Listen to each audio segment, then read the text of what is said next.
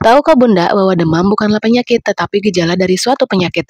Artinya, bila anak demam, maka kita harus melihat apakah ada keluhan yang menyertai demam tersebut. Maka penyakit itulah yang nantinya akan diobati. Masih bingung? Nonton sampai habis ya, karena di video kali ini, yuk kita bahas tuntas tentang demam. Tapi seperti biasa, sebelum lanjut nonton, jangan lupa like, komen, subscribe, dan share ke seluruh media sosial yang kalian punya, supaya channel ini bermanfaat untuk orang banyak.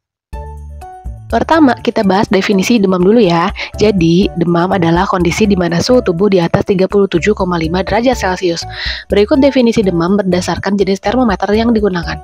Bila Bunda menggunakan termometer yang diletakkan di rektum, telinga, atau dahi, maka dikatakan demam bila suhu menunjukkan lebih dari 38 derajat Celcius. Bila Bunda menggunakan termometer oral, maka dikatakan demam bila suhu menunjukkan lebih dari atau sama dengan 37,8 derajat Celcius. Bila Bunda menggunakan termometer ketiak, dikatakan demam bila suhu menunjukkan lebih dari atau sama dengan 37,2 derajat Celcius. Jadi, jangan memeriksa dengan tangan ya. Untuk memastikan anak demam atau tidak, maka lakukan pengecekan dengan menggunakan termometer. Yang paling mudah dan paling banyak digunakan saat ini adalah termometer digital. Sederhananya, demam adalah respon tubuh terhadap suatu serangan kuman atau bakteri atau virus yang masuk ke dalam tubuh. Bila demam disertai batuk dan pilek, ini menunjukkan adanya infeksi pada saluran nafas atas atau selesma atau common cold. Bila demam disertai muntah atau diare, maka ini menunjukkan adanya infeksi pada saluran cerna. Demam yang disertai dengan kejang atau penurunan kesadaran menunjukkan adanya infeksi pada susunan saraf pusat. Bu Bidan, anakku udah demam 2 hari, tapi nggak ada batuk pilek, diare, atau muntah. Kenapa ya?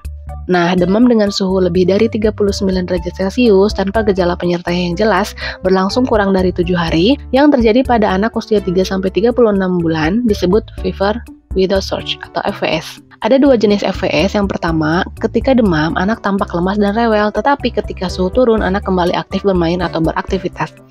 Pada kondisi ini, Bunda diharapkan tetap tenang, lakukan observasi dalam 3 hari atau bahkan lebih, apakah demam hilang atau penyerta demam seperti batuk, pilek, muntah, atau diare muncul.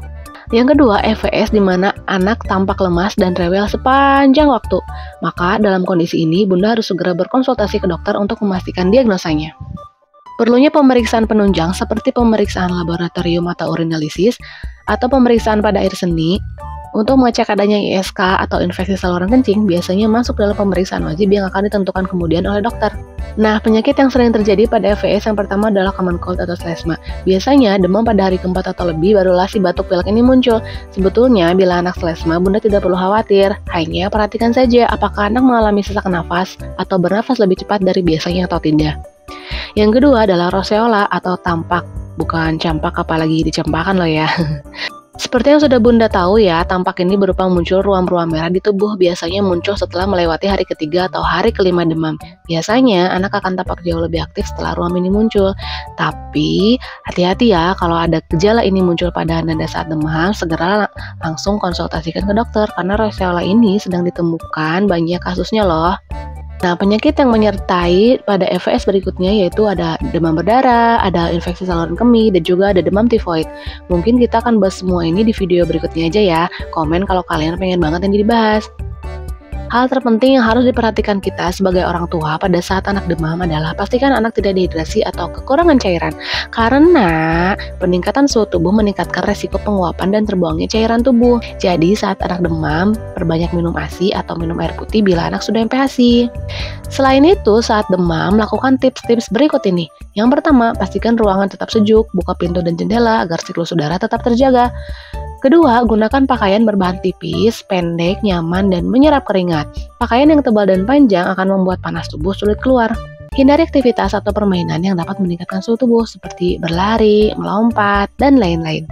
Tips terakhir yang terpenting adalah kalian bisa melakukan massage terapi loh untuk mengurangi keluhan rewel, demam, batuk, pilek, diare, dan muntah pada anak. Khusus di wilayah Kota Bandung, Cimahi, Padalarang, Kota Baru, dan Majalengka, kalian bisa mendapatkan layanan massage ini di Ibu Abi. Selain mendapatkan massage seluruh tubuh, akan dilakukan juga acupressure massage untuk mengurangi keluhan-keluhan pada anak. Dan khusus di Ibu Abi, kami menggunakan oil rempah khas Ibu Abi dan diffuser aromaterapi yang membantu dalam penyembuhan dan pemulihan Ananda. Untuk reservasi langsung aja ya, klik link di deskripsi. Free konsultasi loh. Simpan aja dulu, siapa tahu nanti butuh. Obat penurun panas dapat diberikan pada anak demam dengan kondisi rewel dan gelisah. Karena sekarang ini lagi naik isu gagal ginjal karena beberapa obat yang menggunakan pelarut berbahaya, pastikan obat yang kalian beli sudah dirilis aman oleh BPOM atau berkonsultasi saja langsung dengan dokter ya. Yang paling para orang tua takutkan dari demam pada anak adalah adanya kejang. Hampir semua orang tua berpikir bahwa makin tinggi suhu badan anak, maka semakin tinggi pula resiko anak akan mengalami kejang. Padahal tentu saja ini tidak benar. Kalau kalian ngerasa kejang dan demam ini perlu dibahas, komen ya. Sekian pembahasan tentang demam. Semoga setelah menyaksikan video ini, ayah bunda lebih merasa terbantu dan lebih tenang apabila Ananda di rumah mengalami demam. Semoga ayah bunda dan Ananda diberikan kesehatan selalu ya. Terima kasih sudah menyaksikan video ini. Jangan lupa like, comment, subscribe ya. Hatur nuhun. Assalamualaikum.